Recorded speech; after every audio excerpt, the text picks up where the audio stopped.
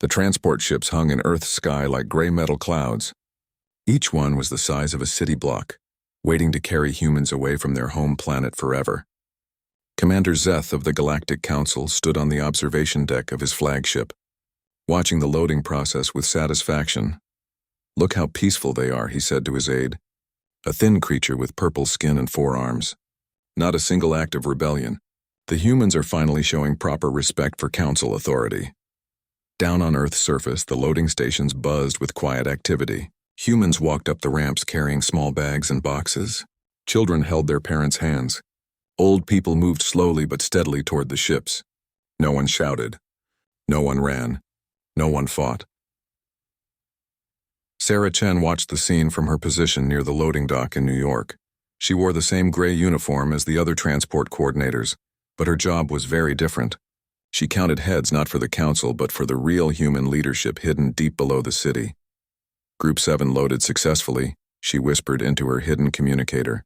83 volunteers confirmed aboard transport vessel Delta 7. The response came through her earpiece. Confirmed. Phase 1 proceeding as planned. Sarah had volunteered for this role 6 months ago. She was one of thousands of humans who stayed behind to manage the fake evacuation. The Council thought they were watching humanity give up and leave Earth. They had no idea what was really happening. Marcus Webb, 78 years old, climbed the ramp to transport ship Gamma 3. His back hurt and his legs were weak, but he moved with purpose. Behind him walked his daughter Elena and her 2 children. They were real evacuees, people who chose to leave Earth and start fresh on a new world. Marcus had fought in 3 wars during his younger years. He understood sacrifice. When the human leadership asked for volunteers to make the evacuation look real, he stepped forward immediately. His family would be safe on the colony worlds, and his sacrifice would help protect the millions of humans who would stay behind. "Grandfather, will we ever see Earth again?" asked his youngest granddaughter Maya. Marcus looked back at the blue and green planet through the transport window. "Maybe someday, little one. But right now we're going on a great adventure."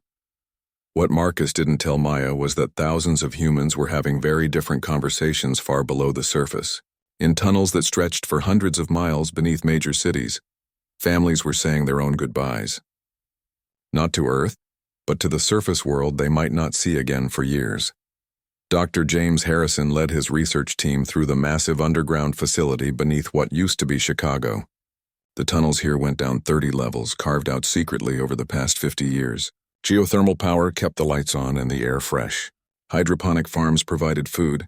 Everything humanity needed to survive was already in place. "The Council ships are maintaining standard orbital surveillance patterns," reported his communications officer. "They're only scanning surface structures. The deep shielding is working perfectly." James nodded. The humans had learned much about Council technology over the decades. Their sensors could detect heat signatures and electromagnetic radiation, but they couldn't penetrate the specially designed barriers that protected the underground cities.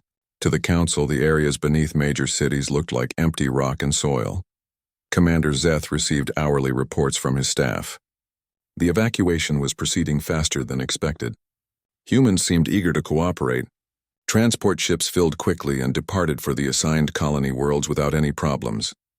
"Sir, we're seeing compliance rates of over 98%, reported his intelligence officer. "Only a few isolated groups are trying to hide in remote areas. Our ground teams will find them within days." Zeth smiled. The Council had expected months of fighting and resistance. Instead, humanity was proving to be as weak-willed as the other conquered species. This would look excellent in his report to the High Council. What Zeth's intelligence officer didn't mention was that the isolated groups were actually decoy camps. Small teams of humans deliberately made themselves visible to Council scanners, then led the search teams on long chases through empty wilderness areas. Every hour the Council spent hunting fake holdouts was an hour they weren't looking for the real resistance. In the underground city beneath London, General Patricia Moore reviewed the latest status reports. She had commanded human military forces for 15 years before the Council's ultimatum arrived. Now she commanded something much larger, a hidden civilization that spanned continents. "Transport phase is 70% complete," reported her aide. "The volunteer evacuees are performing their roles perfectly. Council surveillance shows no suspicious activity. Patricia walked to the massive wall display that showed human activities across the globe. Green lights marked successful evacuations. Blue lights showed underground cities operating normally. Red lights indicated council activity. Everything was proceeding according to the plan that human leaders had developed over decades of careful preparation. The plan had started 50 years ago when the first council scouts arrived in Earth's solar system. Human governments publicly welcomed the aliens and negotiated for peaceful contact. But secretly, they began preparing for the day when peaceful contact would end. Deep mining operations began in every major population center. The official reason was mineral extraction, but the real purpose was building refuge cities. Military leaders studied captured council technology. Scientists developed new materials that could block alien sensors. Engineers designed closed-loop life support systems that could keep millions of people alive underground for years. Most importantly, human psychologists developed the behavioral protocols that made the evacuation look genuine. The volunteers who boarded the transport ships weren't acting. They really were sad to leave Earth. Their emotions were real because their sacrifice was real. The Council's sensors couldn't detect deception because there was no deception to detect. As the last transport ship of the day departed Earth's atmosphere, Sarah Chen walked through the empty loading station. Tomorrow would bring more ships and more evacuees. The process would continue for another 2 weeks until the Council believed all humans had been removed from Earth. She took the service elevator down to sub-basement level 5, then walked through a maintenance door that led to a much deeper elevator. This one descended for nearly 10 minutes before reaching the real facility below New York. The underground city here housed 2 million people, with room for 2 million more. Sarah's husband Michael met her at the elevator entrance. He had been working in the weapons development section, studying the energy rifles that Council ground teams had accidentally left behind during their surveys. "How did it go today?" he asked. "Perfectly," Sarah replied. "They suspect nothing. Commander Zeth actually complimented us on being so cooperative." They walked together through the main tunnel that connected the residential areas. Children played in the parks built into large caverns. Adults worked in the factories that produced tools and equipment. Everyone understood their role in the greatest deception in human history. Above them, Earth's surface grew quiet as more cities emptied. The Council saw exactly what they expected to see: a defeated species giving up their homeworld without a fight. They had no idea that beneath their feet, humanity was just beginning to prepare for war. The quiet exodus continued, and the Council's assumptions grew stronger each day. Soon they would learn the difference between humans leaving Earth and humans preparing to take back the galaxy. 6 months had passed since the last human transport ship left Earth's orbit. Commander Zeth stood in his luxurious office aboard the orbital command station, reviewing reports from across the galaxy. The human evacuation had been declared a complete success by the Galactic Council.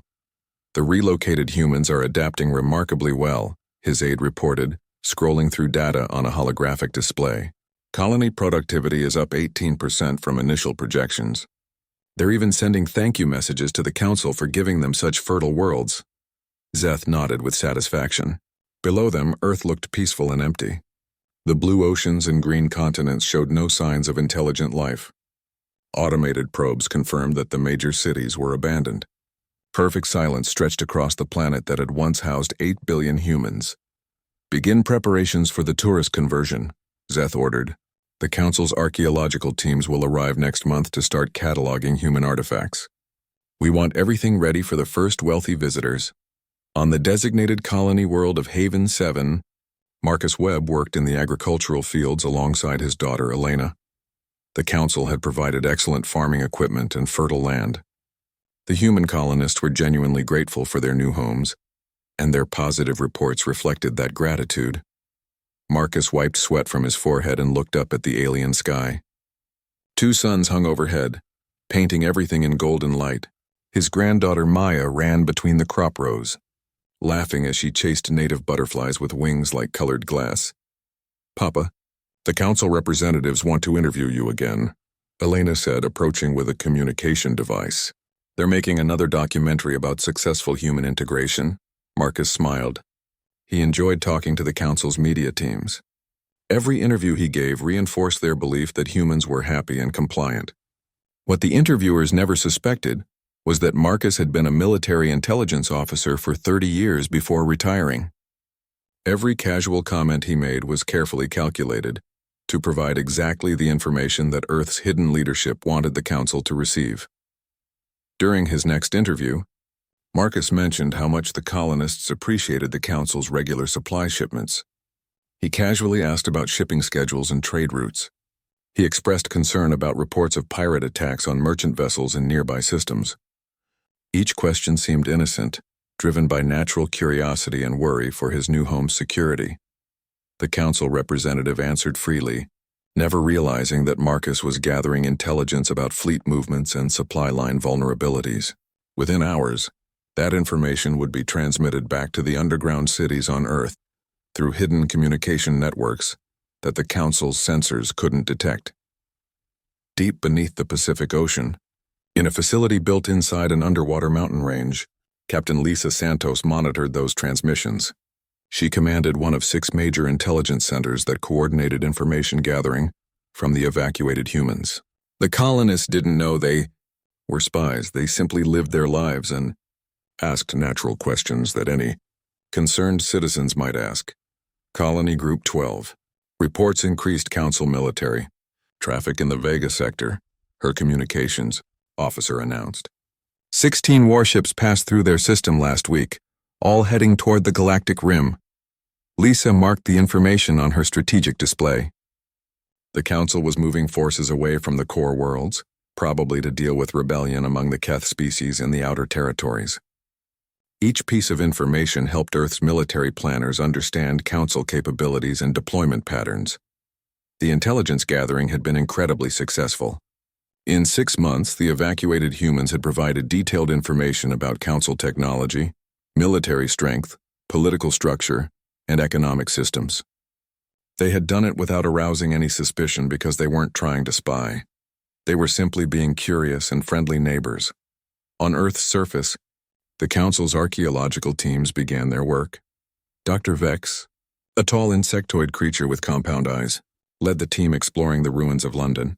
They moved carefully through the empty streets, documenting human architecture and collecting artifacts for the future museum. Fascinating, Dr. Vex said, examining a red telephone booth. The humans seem to have a complex communication network based on these scattered devices. We must preserve several for the exhibition.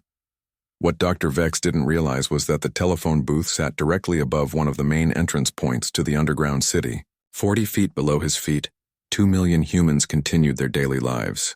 The city's shielding technology made the massive facility invisible to the Council's most advanced sensors. Human engineers had spent decades perfecting the concealment systems. The underground cities generated no electromagnetic signatures that Council sensors could detect. Heat from geothermal power was carefully dispersed through natural rock formations. Air circulation systems were designed to blend with natural cave networks that had existed for thousands of years. General Patricia Moore walked through the command center beneath what used to be Washington, D.C. The facility here coordinated activities across all 6 continental underground cities. Wall displays showed the status of hidden populations, resource production, and military preparation. Manufacturing is ahead of schedule, reported her chief of staff. The weapon factories are producing at 120% of planned capacity. Our engineers have successfully reverse-engineered most Council technologies. Patricia studied the production reports. Human scientists had worked tirelessly to understand alien technology. The Council had been careless during their initial surveys of Earth, leaving behind damaged equipment and recorded communications. Every piece of abandoned technology had been recovered and analyzed. The results were impressive. Humans now understood how Council energy weapons worked. They had developed jammers for Council communication systems. Most importantly, they had created improved versions of Council defensive technologies. The underground cities were now better protected than many Council military installations. In the entertainment districts of the galaxy's capital world, wealthy aliens planned their vacations to the New Earth Museum planet. The exotic location offered tours of primitive human habitats, educational presentations about human culture, and shopping for authentic human artifacts. I hear they're going to recreate an entire human city district, said Counselor Yith, a purple-skinned being with 6 arms. complete with their crude ground vehicles and primitive architecture. It should be quite amusing. His companion, a floating jellyfish-like creature, pulsed with excitement. The marketing materials say we can even experience human food preparation methods. They apparently cooked their sustenance using heat and fire. How wonderfully barbaric. Neither alien realized that their casual conversation was being recorded by hidden surveillance devices installed by human agents throughout the capital. Every piece of information about council plans and activities was valuable to the resistance. The hidden human agents weren't evacuees who had returned, they were humans who had never left. For 50 years, carefully selected individuals had infiltrated council society. They worked as servants, laborers, and low-level technicians throughout the galaxy.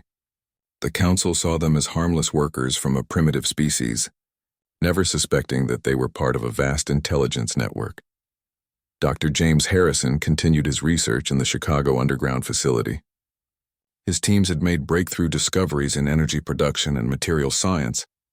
They had also developed something more important: detailed plans for every major council installation in the galaxy. The infiltration protocols are working perfectly, he reported during a secure communication with General Moore. Our people have accessed the blueprints for every council military base, government facility, and infrastructure center. When the time comes, we'll know exactly where to strike. James reviewed the latest intelligence reports from across the galaxy. The council believed they ruled over a peaceful and stable empire. They had no idea that human agents were documenting every weakness, every vulnerability, every point of failure in their civilization. The council's assumption of human compliance had become their greatest weakness. They saw what they expected to see: a defeated species grateful for their mercy. They never looked deeper because they never imagined that humans might be capable of such long-term planning and patience. As the months passed, the council grew more confident in their control over the galaxy. Earth remained quiet and empty on their sensors. The evacuated humans sent regular reports of contentment and gratitude. Archaeological work proceeded smoothly without any interference. But deep beneath Earth's surface, in cities that spanned continents, humanity prepared for a war that the council couldn't imagine. The quiet phase was nearly complete. Soon it would be time to show the galaxy what humans could accomplish when they stopped being quiet. 2 years had passed since the last human supposedly left Earth. Deep beneath the Sahara Desert, in a facility that stretched for hundreds of miles through natural cave systems, Dr. Elena Rodriguez made a discovery that would change everything. General Moore, you need to see this immediately, she said into her secure communicator. The excitement in her voice was unmistakable. We've cracked the Council's quantum communication network. General Patricia Moore arrived at the research facility within hours, traveling through the high-speed transport tubes that connected all major underground cities. The network spanned every continent, hidden beneath mountains, deserts, and ocean floors. What had started as scattered refuge centers had grown into a unified underground civilization that housed nearly 7 billion humans. Show me, Patricia said, entering Elena's laboratory. Elena led her to a massive computer array that hummed with quiet energy. We've been monitoring Council communications for months, but their quantum encryption was unbreakable. Then we realized something. They never expected anyone to attack their system from inside their own network. She activated a holographic display that showed communication traffic flowing across the galaxy. Our infiltration agents have been installing tiny quantum taps in Council facilities for 2 years. Each device is smaller than a grain of sand and completely undetectable. We now have access to every military order, every government decision, every piece of intelligence in the Council's network. Patricia stared at the display in amazement. How many taps did you install? Over 10,000 across 400 worlds, Elena replied. Our people have been extraordinarily careful. They've placed devices in every major Council installation, military bases, government buildings, research facilities, even private residences of high-ranking officials. The implications were staggering. For 50 years, humanity had prepared for this conflict. They had built hidden cities, developed advanced technology, and infiltrated Council society. But now they had something more valuable than weapons or numbers. They had perfect intelligence about their enemy's every move. In the underground city beneath Tokyo, Captain Yuki Tanaka commanded the facility that monitored Council archaeological operations on Earth's surface. Her teams watched every alien scientist who explored the abandoned cities above. The council teams believed they were studying a dead civilization, but they were actually walking over the largest military preparation in galactic history. Council Team 7 just entered the British Museum, reported her surveillance officer. They're particularly interested in the human military exhibits, Yuki smiled. The museum's military section had been carefully modified before the evacuation. All the weapons on display were functional replicas that looked primitive compared to Council technology. The real weapons were far more advanced, hidden in the armories deep below the surface. Let them look, Yuki said. They're learning exactly what we want them to learn. The Council's archaeological team served an unexpected purpose. They provided perfect cover for human operations on the surface. While alien scientists documented human culture, human engineers moved supplies and equipment through concealed tunnels. The Council's own security protocols prevented them from scanning too deeply, while archaeological work was in progress. Dr. James Harrison had expanded his research operations far beyond the Chicago facility. Human scientists now worked in laboratories hidden beneath every major landmass on Earth. Their greatest achievement wasn't just copying Council technology. They had improved it. The new energy weapons are 40% more powerful than Council standard models, James reported during the monthly leadership meeting. Our defensive shields can absorb twice the energy load of Council military barriers. Most importantly, our ships are completely invisible to Council sensors. The ship construction program had been humanity's most ambitious project. For 30 years, humans had secretly built spacecraft in massive underground hangars. The ships were designed using a combination of human engineering principles and reverse-engineered Council technology. They incorporated stealth systems that made them undetectable to any scanning method the Council possessed. "How many ships are ready for deployment?" asked General Moore. 412 combat vessels plus 600 support ships, James replied. Each combat ship is crewed by volunteers who have trained their entire lives for this mission. Most of them have never seen Earth's surface, it was true. An entire generation of humans had grown up in the underground cities, knowing that their purpose was to eventually reclaim their planet and strike back at the Council. They had trained in zero-gravity simulators, studied alien languages and cultures, and prepared for combat against superior numbers. These underground-born humans possessed advantages that surface dwellers never could. They had spent their lives in controlled environments where every resource was precious and every action had to be perfectly planned. They thought strategically, moved quietly, and worked together with an efficiency that amazed even experienced military officers. Meanwhile, the human colonists on distant worlds continued their double lives as unwitting intelligence agents. Marcus Webb had become something of a celebrity in the colony system, frequently interviewed by Council media about the success of human integration. His genuine warmth and gratitude made him the perfect spokesperson for the Council's peaceful policies.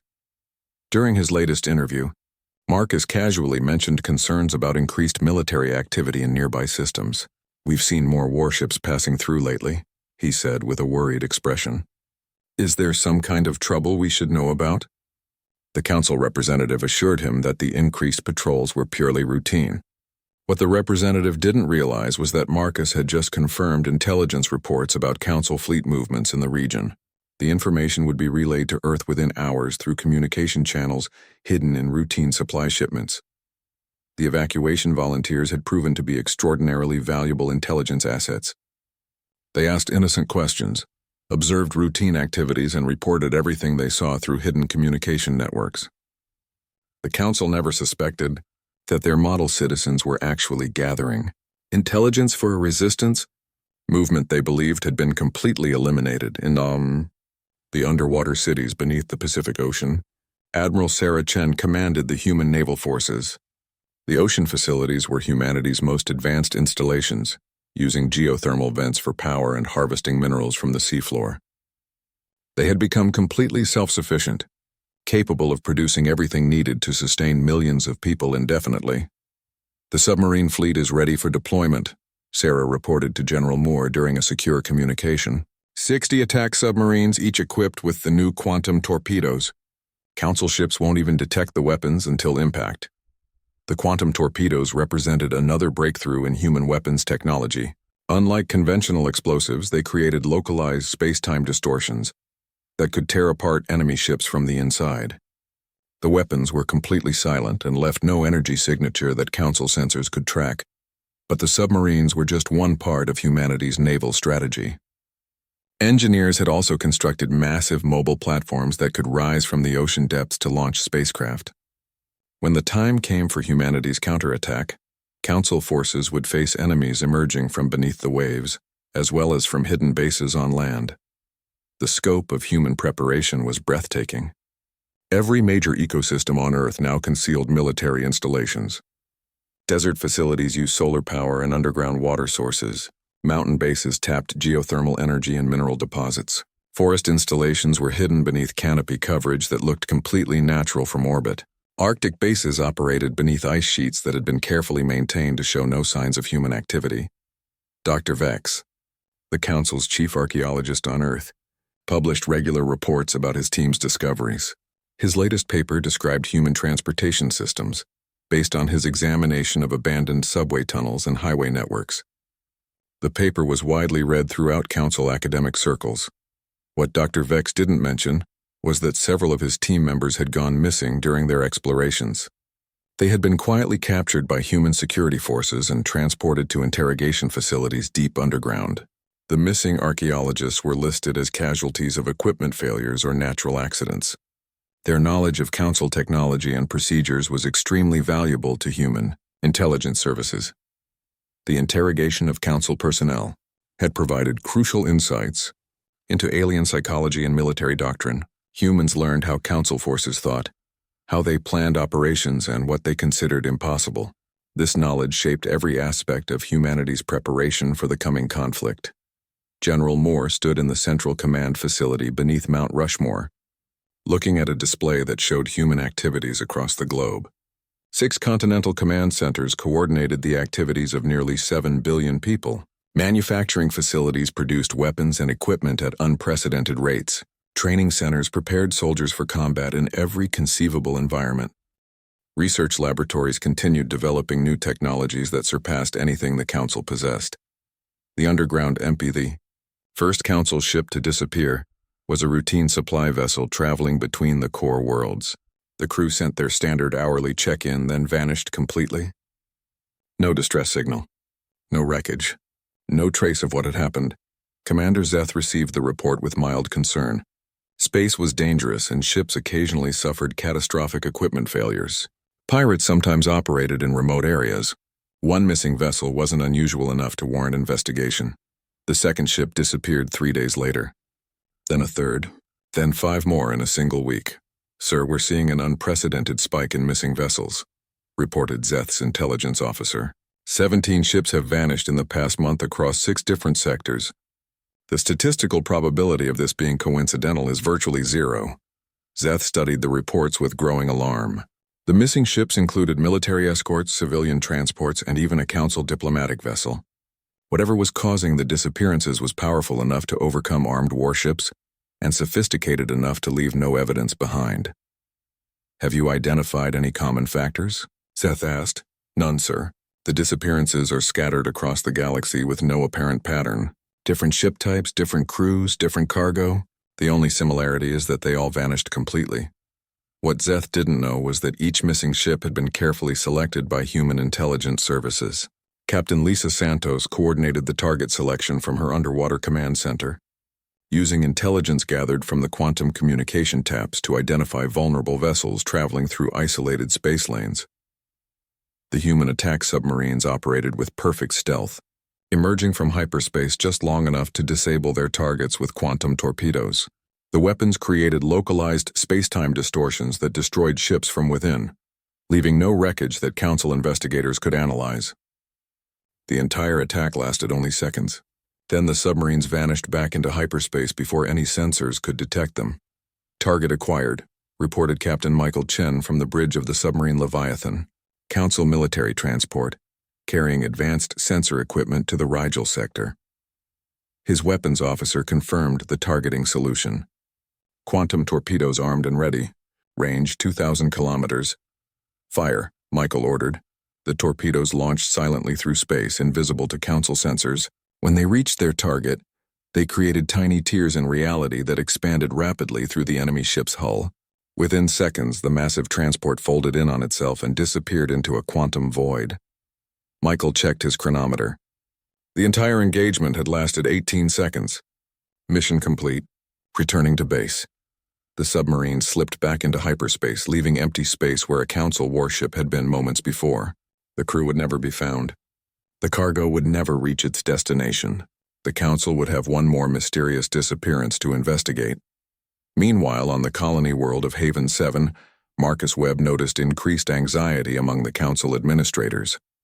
They held more meetings, sent more reports, and asked more questions about security concerns. During his regular community interviews, Marcus carefully probed for information about the administrators' worries. "Is everything all right?" he asked during a meeting about agricultural production. "You seem troubled about something." The local council representative, a being with blue skin and tentacle arms, gestured nervously. "There have been some incidents in other parts of the galaxy. Pirate attacks, perhaps. We're simply taking additional precautions." Marcus nodded sympathetically. "That's terrible. Are the pirates attacking civilian ships too?" "Unfortunately, yes. But please don't worry. The Council Navy is investigating these crimes and will restore order soon." That evening, Marcus transmitted a detailed report to Earth through hidden communication channels. The information confirmed that the Council was attributing the ship disappearances to pirate activity rather than organized military action. This meant the human attacks were succeeding in their primary objective, creating fear and confusion without. Revealing the true source, General Patricia Moore reviewed the latest operational reports from her command center beneath Mount Rushmore. The ship interdiction campaign was exceeding all expectations. In 3 months, human forces had destroyed or captured over 200 Council vessels without losing a single submarine or revealing their involvement. Intelligence reports indicate that the Council is beginning to suspect internal betrayal. Her chief of staff reported, "Several member species are accusing each other of sponsoring pirate activities against their rivals." Patricia smiled. That was exactly what humanity wanted. The Council's greatest strength was unity among dozens of different alien species. If they could be turned against each other, their entire power structure would collapse from within.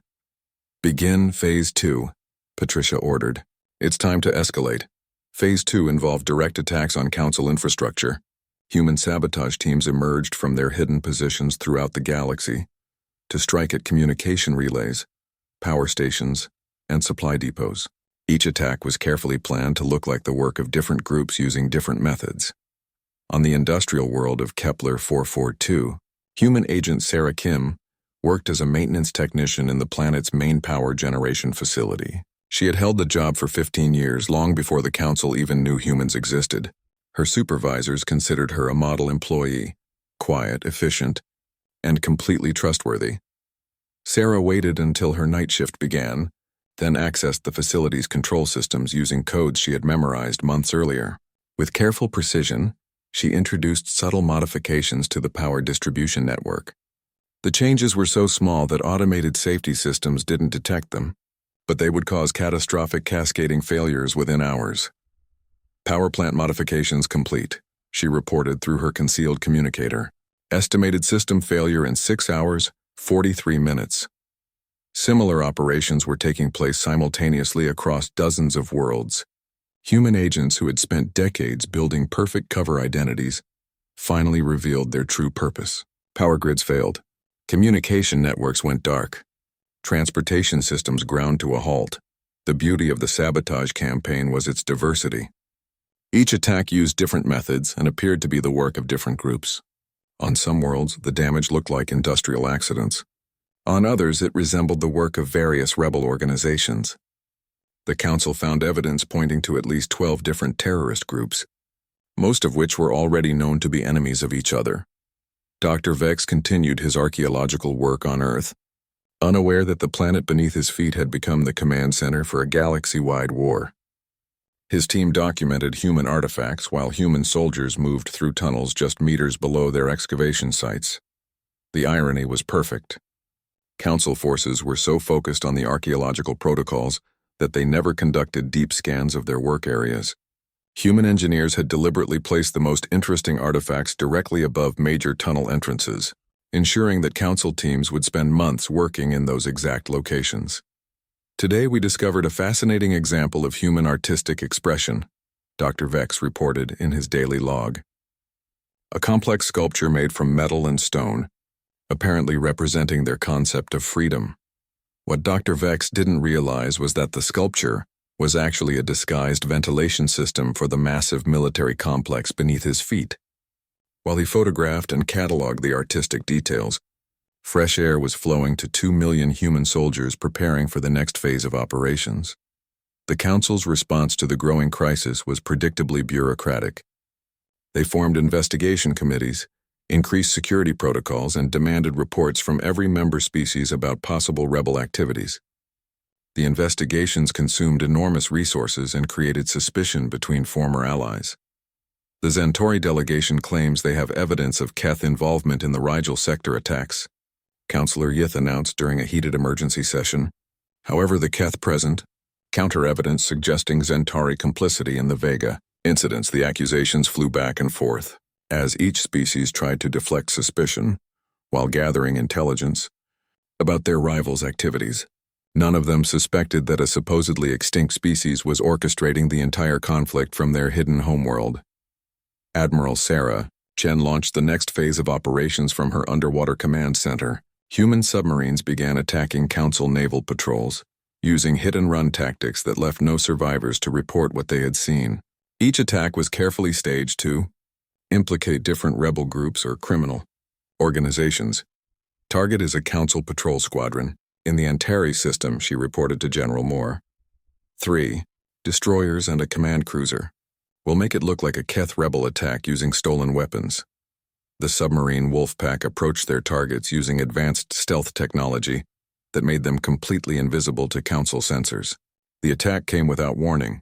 Quantum torpedoes struck all 4 ships simultaneously, creating the distinctive energy signatures that Council intelligence associated with K. The Galactic Council was falling apart. Commander Zeth stood in the emergency session chamber, watching as representatives from 12 different species shouted accusations at each other. In the past year, over 1,000 ships had vanished. Critical infrastructure had failed across hundreds of worlds, and trust between Council members had completely collapsed. The Centauri are clearly behind the attacks on our shipping lanes, screamed the Keth representative, his insectoid features twisted with rage. We demand an immediate investigation of their military activities. Preposterous, shot back the Centauri delegate, her 4 arms gesticulating wildly. Your own species has been caught with stolen Council technology. You're the terrorists, not us. Zeth tried to maintain order, but the situation was hopeless. Each species blamed the others for the galaxy-wide crisis. Military forces had been redeployed to watch for internal threats rather than external enemies. Trade had ground to a halt as merchant ships refused to travel without massive military escorts. The economic damage was staggering. Entire star systems had been cut off from supply lines. Manufacturing planets couldn't get raw materials. Agricultural worlds couldn't ship food to population centers. The Council's vast empire was slowly starving itself through paranoia and mistrust. Order! Order! Zeth shouted over the chaos. We must work together to identify the real enemy. But his words were drowned out by the screaming match between a dozen different alien voices. No one was listening. No one trusted anyone else. The unity that had held the Council together for 3 centuries was completely shattered. Deep beneath Earth's surface, General Patricia Moore watched the Council session through hijacked communication feeds. The sight of the galaxy's most powerful leaders tearing each other apart filled her with grim satisfaction. Everything was proceeding exactly according to plan. Ma'am, all strike forces are in position, reported her Chief of Staff. Operation Sunrise is ready to commence on your order. Patricia looked at the massive strategic display that showed human military positions throughout the galaxy. 400 combat ships waited in hidden locations near major Council worlds. Sabotage teams were positioned inside critical facilities on every core planet. Most importantly, the evacuated human colonists were ready to reveal their true purpose. The Council has 30 seconds to make their choice, Patricia said. Begin the transmission. Every communication device in the Council chamber suddenly activated simultaneously. The arguing delegates fell silent as their screens displayed the image of a human woman in military uniform, standing in what appeared to be an underground command center. "Greetings, Galactic Council," Patricia said calmly. "My name is General Patricia Moore, Supreme Commander of the Earth Defense Forces. I believe we need to talk." The silence in the chamber was absolute. Commander Zeth stared at the transmission in shock. Humans were supposed to be safely relocated on colony worlds. Grateful for the Council's mercy, they couldn't possibly have military forces, let alone the capability to hijack Council communications. "This is impossible," Zeth whispered. "Humans were evacuated from Earth 3 years ago. Our sensors show no life on the planet," Patricia smiled. "Your sensors show exactly what we want them to show, Commander. Earth is very much occupied. In fact, it's been the command center for the largest military operation in galactic history." She gestured to the command center visible behind her. Dozens of human officers worked at advanced computer stations, coordinating activities across multiple star maps. The technology was clearly far more advanced than anything the Council had seen from humanity before. "For the past year, you've been fighting what you thought was a rebellion by your own member species," Patricia continued. "Ship disappearances, infrastructure attacks, supply line disruptions, all of it was our doing. Every single incident was planned and executed by human forces." The Council delegates began talking at once, but Patricia's voice cut through their confusion. "Your ships didn't disappear because of pirate attacks. They were destroyed by our submarines using weapons technology that surpasses your own. Your power grids didn't fail because of industrial accidents. They were sabotaged by human agents who have been living among you for decades." Councillor Yeath found his voice first. "This is preposterous. We have detailed reports from the human colony worlds. The evacuated populations are thriving and grateful for our assistance." "Yes, they are," Patricia agreed, "because they're genuine volunteers who chose to start new lives on other worlds. But they were never the entire human population. While you were watching a few 100,000 volunteers board your transport ships, 7 billion humans disappeared into underground cities that your sensors cannot detect." She activated a new display that showed cross-sections of the massive underground facilities. The scope was breathtaking. Cities that stretched for hundreds of miles beneath major landmasses, connected by high-speed transport networks and powered by geothermal energy. "We've been preparing for this day for 50 years, Patricia explained. "Since your first scouts entered our solar system, we've been building a civilization beneath our planet's surface.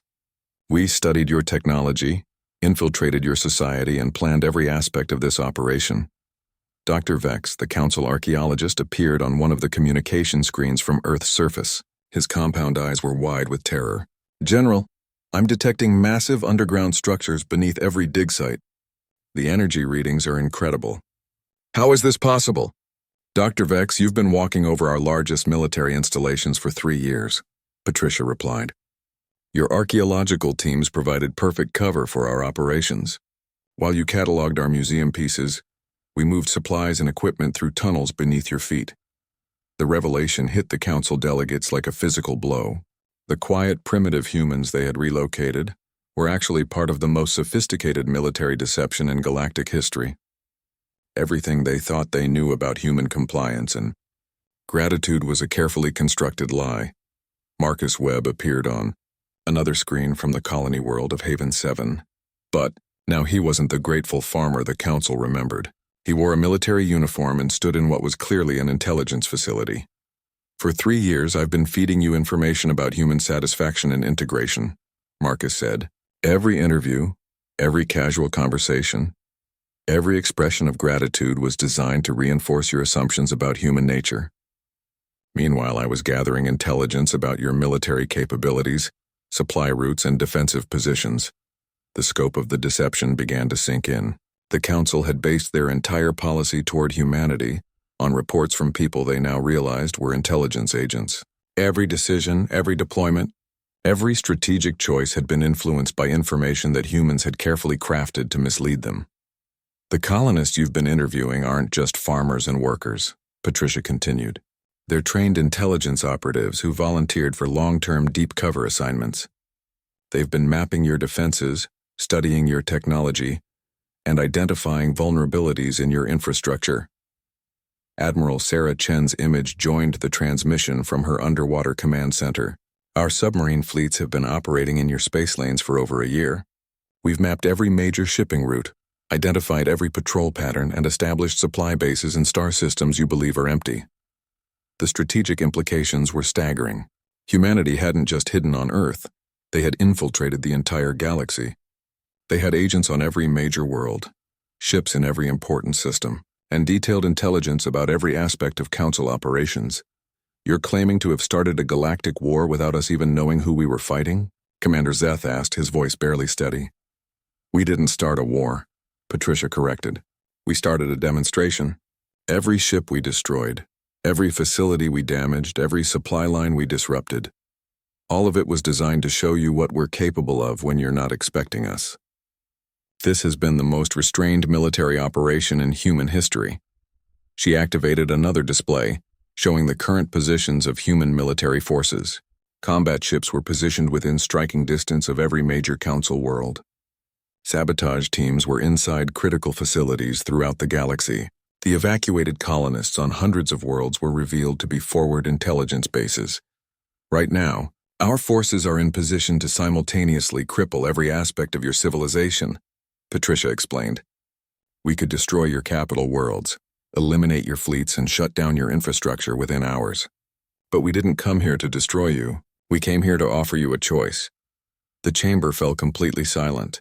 The most powerful beings in the galaxy found themselves facing an ultimatum from a species they had thought was primitive and defeated. Choice? Counselor Yeth managed to whisper. Yes, Patricia said firmly. You can accept humanity as an equal partner in galactic civilization, with full voting rights and territorial sovereignty. You can end your policy of relocating primitive species and start treating all sentient beings with respect. You can transform the Council from a conquering empire into a genuine alliance of equals. She paused, letting the weight of her words sink in. Or you can choose war.